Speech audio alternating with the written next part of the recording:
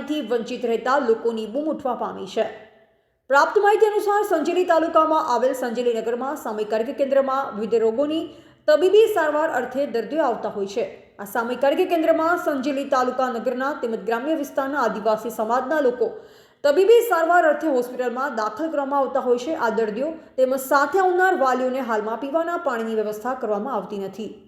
દર્દીઓ બજારમાંથી વેચાતું પાણી લાવી પીવે છે। સરકાર સારવાર અર્થે હોસ્પિટલમાં આવતા દર્દીને માટે લાખો રૂપિયા ખર્ચી પાણી માટે અને બીજા અનેક કામ માટે ગ્રાન્ટ આપવામાં આવતી હોય, પણ આ ગ્રાન્ટ ફક્ત ચોપડામાં દેખાતી હોય છે। તો આ હોસ્પિટલમાં સરકાર તરફથી આપવામાં આવેલ આરઓ પ્લાન્ટનું ઠંડા પાણીનું વોટર કુલર આપેલ છે, તે પણ ધૂળ ખાતું દેખાય છે। આ વિડીયોમાં સ્પષ્ટ જોઈ શકાય છે એ ખાલીના શોભા ગાંઠિયા સમાન છે। સંજેલી વિસ્તારમાં આવેલ સરકારના લગતા વળગતા અધિકારીઓ આરોગ્ય કેન્દ્ર ખાતે વહેલી તકે પીવાના પાણીની સગવડ કરે તો દવાખાનામાં દર્દીઓને સારું શુદ્ધ પીવાનું ચોખ્ખું પાણી મળે, લોકોને પીવા માટે પાણી બહારથી લાવવું ન પડે અને એવી દવાખાનામાં આવતા લોકમુખે ચર્ચાઓ થઈ રહી છે।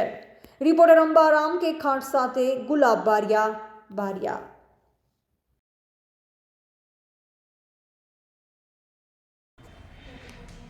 આ દવાખાને અંદર પાણી પીવાનું તમે ક્યાંથી લાવો બેન? તમે બહારથી?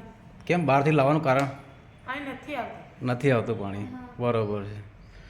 કેમ આટલું સરકાર આટલી બધી યોજના બનાવી, આટલા રૂપિયા ખર્ચે તો સરકાર પાણી અને પાણીનું નથી, એટલે ગજબ લાગે એમ। તમે ક્યાંથી લાવો બેન પાણી? બહારથી વેચાતું પાણી લાવો? એક બોટલ કેટલાનું લાવો પાણી? એક બોટલના 20 રૂપિયા। 20 રૂપિયા,